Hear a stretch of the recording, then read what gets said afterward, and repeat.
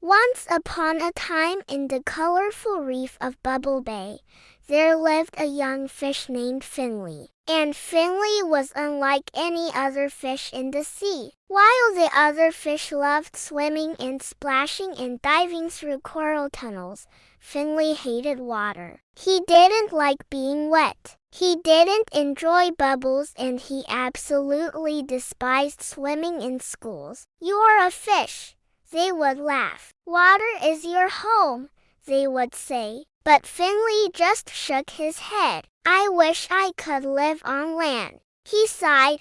"I wish I could build sand castles on the beach or watch the clouds or even try to fly."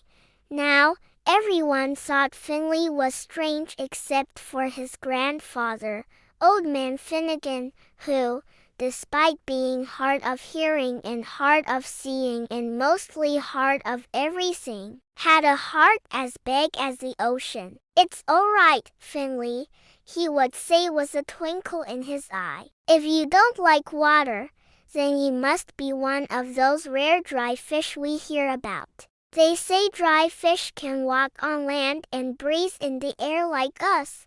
"Really?" Finley would ask with a hopeful smile. And Old Man Finnegan would reply, "Well, I heard it from someone.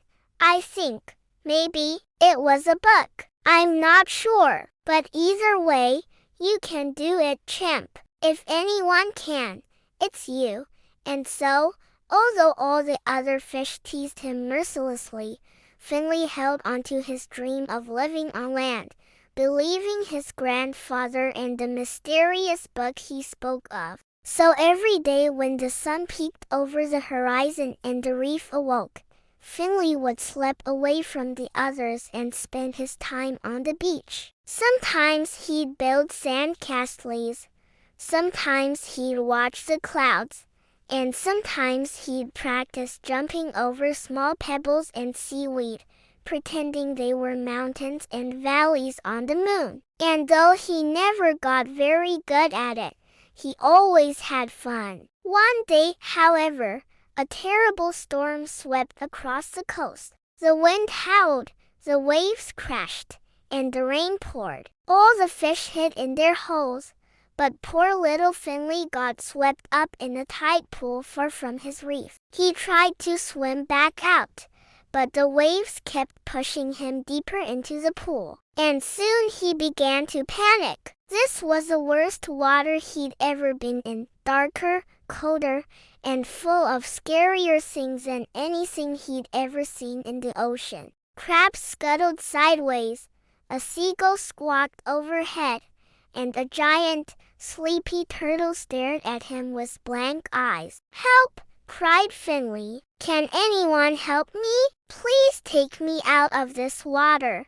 The seagull swooped down. "What's wrong?" she asked. "Are you hurt?" I can't swim," Finley blubbered. "This water is too scary. It's too deep. I want to go home."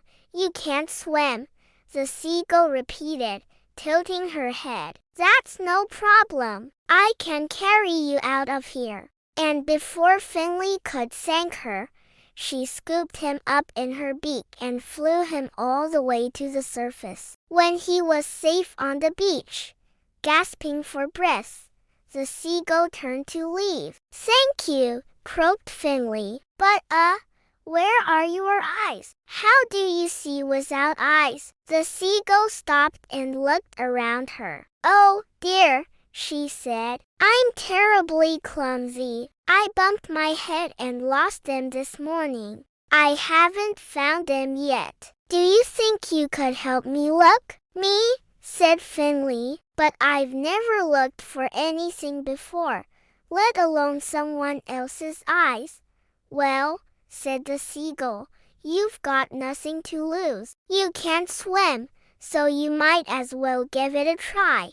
And so Finley and the seagull set off along the shore to search for her eyes. They walked past crabs and clams, seaweed forests and tide pools until they came upon a narrow opening between two rocks. "Look in there," squawked the seagull. I remember seeing something shiny near that rock. As Finley peered inside, a grumpy voice snapped. What are you doing? Are you trying to poke an eye out? Because that's my eye. Startled, Finley backed away and tripped over a stone. Oh, sorry, he gasped. I didn't mean to bother you. We are looking for a lost eye. Have you seen one around? The crab waved his claw dismissively. Not only am I blind, but I'm also missing an eye. So I wouldn't know. Why don't you ask someone who can actually see? But who? Said Finley. Who can see and isn't blind or missing an eye? The crab pointed his claw towards a sleepy turtle who had lumbered closer to them. Her name is Shelly, he said. She might help you, but she sleeps a lot. So you have to be careful when you ask. And so Finley approached the turtle cautiously and asked, Excuse me, have you seen a shiny object lying around? It's a lost eye. It belongs to this nice seagull. Shelly opened one eye, then closed it again. I don't know what you're talking about, she mumbled. Just leave me alone.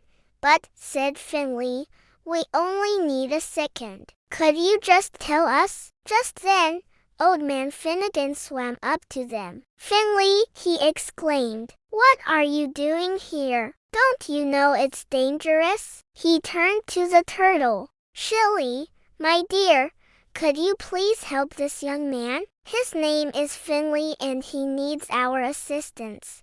Shelly yawned widely, revealing two large, sparkly marbles for eyes. Of course, she said sleepily. Let's find that eye, and together, the four unlikely friends searched the shore for the missing eye. Finally, they spotted something glinting under a rock. Is that it? Asked Old Man Finnegan. Yes, squawked the seagull, swooping down to grab her eye. Oh, thank you everyone, she said happily. I can finally see again.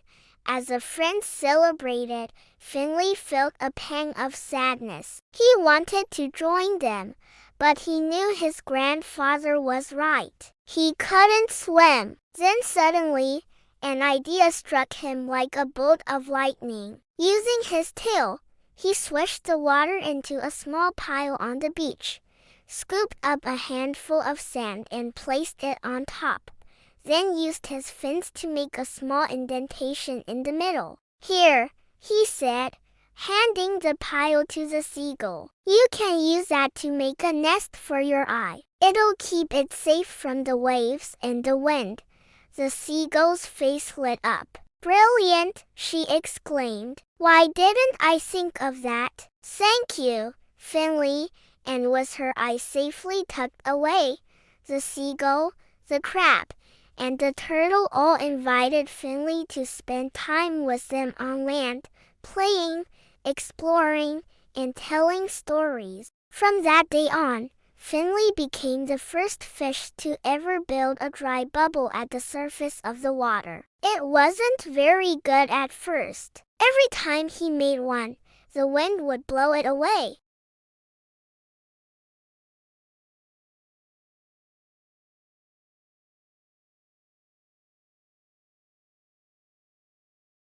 And often in the evenings, as the sun dipped below the horizon, the whole group would gather at the dry bubble, each sharing stories about their world. It's so wonderful to get to experience so many different worlds, said Finley, smiling. Yeah, said the seagull. It's nice not to be the only one who can fly. It's amazing to have so many friends, added Shelley, even if they are a bit noisy sometimes.